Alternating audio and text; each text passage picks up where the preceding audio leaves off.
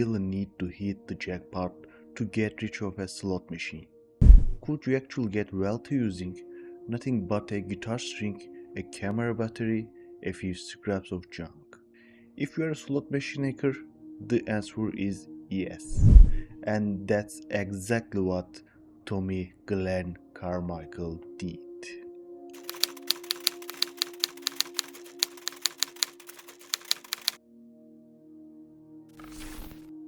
On what seemed like a perfectly ordinary day in 80s Tulsa, Oklahoma. The life of a small-time TV repairman was about to change permanently. Tommy Glenn Carmichael ran a modest little shop and lived a quiet, predictable routine. He was in his early 30s, a natural with electronics, the kind of guy who would been taking things apart and fixing them since childhood. But his personal life messy. 4 marriages that ended in divorce, a couple of minor drug charges, and the growing feeling that Tulsa was suffocating. Tommy didn't just want money, he wanted movement, risk a rush. And then the spark walked through his front door. An old friend from Las Vegas, Rayming, showed up and announced it. And he didn't come empty-handed. In the trunk of his car, a real slot machine and a cheating tool so effective it was considered the Cadillac of its time. They called it the top-bottom joint. Tommy and Ray started testing it on the machine right there, like two kids with forbidden toys. And when Tommy watched that slot machine spill coins like it had just hit a jackpot, his expression changed. You know that look. The one where someone's eyes suddenly turn into dollar sign. The device was simple, almost stupidly simple. A thin piece of wire, like a guitar string, slipped into the right spot, a tiny surge, a quick short circuit, and the machine's coin hopper got fooled into paying out, as if the jackpot had been won. In that moment, Tommy didn't see a trick, he saw a way out. Not long after, he shut down his shop, grabbed his fourth wife, and pointed the car straight toward Las Vegas, ready for what he saw as a little poking tour. But he wasn't bold enough for the big casinos yet, not at first. He started small, cheap places, small rooms, low stakes, and it worked. Sometimes it was $50 here, $50 there. But to Tommy, the amount didn't matter because it was free money. He did the math in his head. 10 machines a day, that's $500 and if he and his wife both played, double it. That dream carried him for days, until one night. Around 3 a.m., hungry, tired, and feeling invincible, Tommy walked into a Denny's just off the street, and there, in the corner, he spotted it. A tiny, harmless-looking 5-cent slot machine, basically a toy. And he thought, why pay for food when the machine can pay for it? So he went to work, because it was only a nickel machine. The payout was slow, small, almost embarrassing. But Tommy didn't stop. He kept poking and triggering it again and again until he would build up a little fortune of nickels, about $35 worth. And that's when the problem hit him. It's hard to act normal while you are loudly draining a slot machine in the corner of a quiet restaurant at 3 in the morning. The owner noticed. The police were called, and in a matter of moments, the genius TV repairman was caught red-handed, one hand on the tool, the other stuffed with coins, before he even fully understood what was happening. Early morning, July 4th, 1985. Tommy tried to play it off. He told officers the device was just something he used to start his car. They didn't buy it. At 35 years old, Tommy Glenn Carmichael added his first major gambling conviction to his record and was sentenced to 5 years in prison, all for a score of $35. And here is the twist. For most people, prison would be the end of the story. For Tommy, it was the beginning. Tommy spent prison the way most people spend their vacation, planning the future. And in 1987, after serving just 2 years of his 5-year sentence, he walked out on parole. only to realize something huge had happened while he was gone. The gambling world was in the middle of a technological revolution. The old electromechanical slot machines, the ones you could bully with wires and simple tricks, were disappearing. In their place came a new generation, a microprocessor-based machines run by software, meaning the classic scams might be a dead. Because if there's one thing you should never do, it's assume Tommy Glenn Carmichael is out of ideas. He hadn't was a second behind bars. He would been thinking, sketching, testing concepts in his head.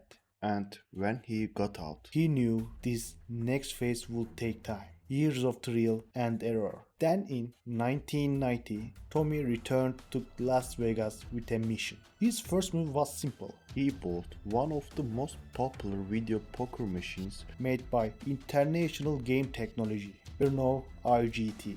And he didn't treat it like a machine, he treated it like a patient. Back in his workshop, Tommy laid it out like it was on an operating table. For 6 months, he tore it down, rebuilt it, studied every component, every mechanism, every weak point. He wasn't guessing anymore, he was engineering. And eventually, all that obsession produced something new, a tool he named the slider. It was made from thin steel and guitar wire, small, quiet and deadly. Because of the curved tip, it earned the nickname the Claw. Here is how it worked. Tommy would slide the device through the machine's coin payout slot, snake it inside, just far enough to hit a tiny micro switch, one click and the machine's coin hopper got tricked into thinking a jackpot had been triggered. And then it happened. The machine would start dumping coins like it couldn't stop. Not a few coins, not a decent win, everything it had. This wasn't a hustle anymore. This was a system. With the slider, Tommy wasn't chasing free meals or small stacks of change. He became something else entirely, an actual pirate of the casino floor. Reports later estimated he could pull in anywhere from $1,000 to $5,000 an hour. He would walk into a casino, sit down like a normal player, play casually, then quietly trigger the machine. Minutes later, jackpot. He would collect, stay calm and leave. Then he would repeat it. New casino, new machine, same results. And when you realize Las Vegas had something like 150,000 to 200,000 slot machines at the time. Well, illegal or not, how is that not the most dangerous kind of Entrepreneurship. Tommy had built himself a beautiful little system. But just like in video games, no exploit lasts forever. Sooner or later, the developers patch it. And by 1991, Tommy's Claw had reached the end of its life. Slot manufacturers made technical upgrades, tightened the weak points, and the slider started failing more and more. The door was closing. But Tommy didn't panic, he leveled up. The first major success gave him something even more dangerous than money, confidence. As he later put it, once you hand him a slot machine, he truly believes he will always find a way to beat it. If the claw was gone, something worse would replace it. In 1992, Tommy walked into a major Las Vegas trade show hosted by the industry's most powerful company. Blending in like a regular customer, he approached the newest machine on display, leaned in like a fascinated shopper, and started asking technical questions. Slow, innocent, detailed, just enough to keep the conversation going. And then something happened that Tommy didn't expect. The engineer didn't get suspicious. He got helpful, and he opened the machine. He showed Tommy the inside, the wiring, the components. He even explained how the new system worked. And at that moment, Tommy saw both the fix and the next weakness. The machines had changed how they counted payouts. Instead of older mechanism, the new generation was using an optical laser sensor to count coins. If you won 5 coins, the machine realized coins until that laser beam was broken 5 times. If you won 10 coins, it stopped after 10 breaks. Simple. Price. And suddenly, Tommy's next invention clicked into place. The light wand. A device so crude, it almost feels unbelievable. Just a bright mini bulb powered by a small camera battery. But here was the trick. The moment the machine started paying out, Tommy would shine that light directly into the coin sensor, blasting it so essentially that the sensor essentially went blind. And if the sensor can't see the coins, it can't count them. And if it can't count them, it doesn't know when to stop. So it keeps paying. And here is the part that makes it even more terrifying. You didn't even need to win. Tommy could feed the machine $100, play a couple harmless games, then hit cash out. The payout begins. He blinds the sensor and the machine just keeps pouring. By this point, Tommy wasn't making hundreds a night. He was reaching numbers closer to $10,000 a minute. He roamed Vegas. He skipped hundreds of thousands of dollars. But now, something has started creeping in quietly. Fear. That feeling that the next time he might not walk away. And that is when Tommy decided it was time to activate his second plan. You know how the people who sell addictive stuff usually don't use it themselves. Tommy lived by the same rule. The light wand cost him about $3 or $5 to build. And he started selling that infinite money Device in the underground world for as much as $30,000 a piece. And ironically, that would become his biggest score. Because now, in Tommy's mind, everything felt cleaner, safer. He wasn't stealing anymore, at least. That's how he justified it. He wasn't the one taking the money. He was just making a product and selling it to the people he didn't care about. People who would go out and do whatever they wanted with it. Business was booming. His name started spreading and his pockets started filling up. That little battery powered bulb was so brutal effective that the gambling world would later nickname the mid-90s the light wand era. And many would estimate that his simple gadgets spawned off hundreds of millions of dollars, becoming one of the biggest losers casinos had ever faced. But of course, the casinos weren't blind forever. It didn't take long before owners realized something was very wrong, and once they did, the counterattack started. RGT began generating new protection systems into their machine, specifically designed to stop the light wand trick. Updated units rolled back onto casino floors. But for Tommy, that wasn't a setback, it was puzzle. He bought the new machine, studied the new protection, cracked it, and then he released Light Wand version 2. And that's when it became a real arms race. Every time casinos added a new defense, Tommy added a new feature to break it. As time went on, Tommy and the crew forming around him were tearing through Vegas like a storm. He wasn't just a solo hustler anymore. He was starting to look like the brain of a full-blown criminal operation. Almost every day it was the same routine. A different casino, a different floor, a different target. He would hunt. And he would send others to hunt. Machine to machine, night after night. And Tommy didn't just make money from casinos. He made money from the people who wanted to rob casinos. Each new version of his device didn't just improve, it got more expensive, $10,000 or $20,000 more than the last. He was cashing in on both sides, taking from the house and selling the tools to anyone desperate enough to try. Soon the TV repairman was gone. In his place was a man buying luxury cars, showing up at parties, traveling like he owned the world.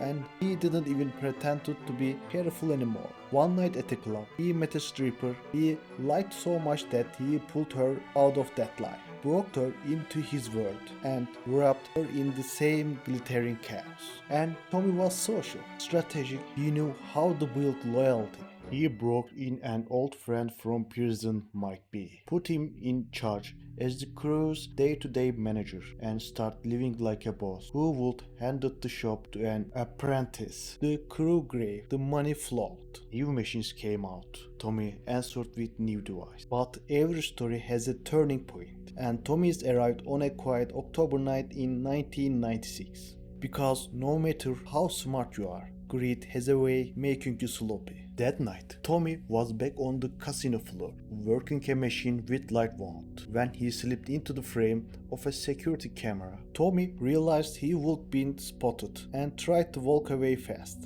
but his nerves betrayed him. He fumbled, and then worst possible thing happened. He dropped the device. Security moved in, detained him, and handed him over to the police. The charge was serious: possessing and manufacturing a cheating device. But Tommy was lucky, and even more than lucky, he was slick. In court, the case fell apart. The camera footage didn't clearly show him holding the device and using it on the machine. The casino was packed. All they had was a man acting strange, and the device found on the floor. His lawyers argued. In that chaos, it couldn't even be proven the device belonged to Tommy at all. No clear proof. So within weeks, he walked free again. For a short time, he backed off, but the addiction to easy money didn't disappear. It just waited. And even after his name had already surfaced in a major case, he was reckless enough to keep going. 3 years later, in 1999, Tommy was caught again. This time messing with another machine in another casino. And this time there was no innocent act left to play, because now it wasn't just casino security, it was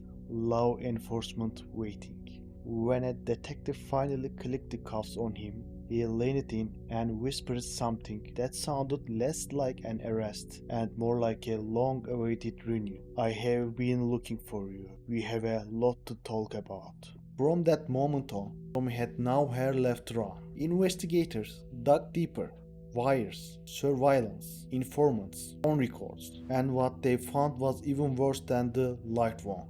Because the industry had adapted again, slot machines were getting smarter. Instead of dumping coins all at once, they started paying out in irregular intervals, making the light wand less reliable. So Tommy had evolved. His crew had been developing a different, more advanced device, something designed to trigger the machine from the inside out. Instead of blinding the sensor, it manipulated the credit system itself. It could make the machine's credits effectively limitless and then cash them out like change from an ATM. No dramatic jackpot bells, no flashing celebration, just quiet withdrawals. And if that device had reached the streets, investigators believed the damage could have reached billions, but the crew got caught before they could release it. Tommy, calm and unusually polite, eventually took a deal. He pleaded guilty. Authorities seized his properties, his cars, his cash, everything. And even then, no one could calculate the true amount he stole over the years. Tommy Glenn Carmichael, the Da Vinci of slot machines, was finally sent away for good to federal prison. And this time, the story wasn't going to reset. According to the ruling announced in 2001, Tommy received only 11 months in prison and 3 years of probation. And on top of that, he was banned from every casino in United States. And honestly, the math is strange. $35 got him 5 years. But millions of dollars later he gets 11 months. After that short stretch behind bars, Tommy went back to his hometown, Tulsa, and tried to disappear. He kept his head down, took care of his aged mother, and lived quietly, as if the Las Vegas years were someone else's life. But Tommy couldn't completely escape his own legend. One of the most iconic twists came a few years later. The same slot machine manufacturers he would spend years simulating started paying him for help. Tommy became a consultant, and he even claimed he would turn it a new leaf. He developed a protective device, something he said would prevent slot machines from being robbed away. He used to rob them. He sold it, he marketed it, he even convinced a few major companies to buy it. But then reality caught up. When the official gaming commission realized who was behind the product and started asking the obvious question. If he built it, how do we know he didn't also build a way around it? The suspicion spread fast. Maybe nobody else can cheat the machine anymore, but Tommy can. Maybe he left himself a backdoor. Maybe a hidden chip. Maybe an advantage only he understands. And once that doubt exists in the casino world, it's over. Machines that were supposed to be uncheatable were quietly pulled from use. And by then, Tommy was already banned forever anyway. So going back to the floor wasn't an option, not even for him. So that's how it ended. The former TV repairman who managed to drain millions from the gambling industry somehow didn't remain a household name. Despite the chaos he caused, despite estimates of over $100 million in damage, directly or indirectly, Tommy drifted into the background. A TV repairman who figured out how to speak secret language of slot machines. And for a while, he made Las Vegas bleed, one coin at a time. Not with a gun, not with a mask, but with a wire, light, and ideas. In the end, he didn't get taken down by one big dramatic jackpot. He got taken down by something much smaller. Cameras, patterns, and the simple fact that no system stays breakable forever. So here is the question I want to leave you with. Was Tommy a criminal? Or was he a genius who understood the machine better than people who built it? Tell me in the comments that question's answer. And if you enjoyed this journey, make sure to like the video and subscribe for the next story. Until then, time travelers, stay curious.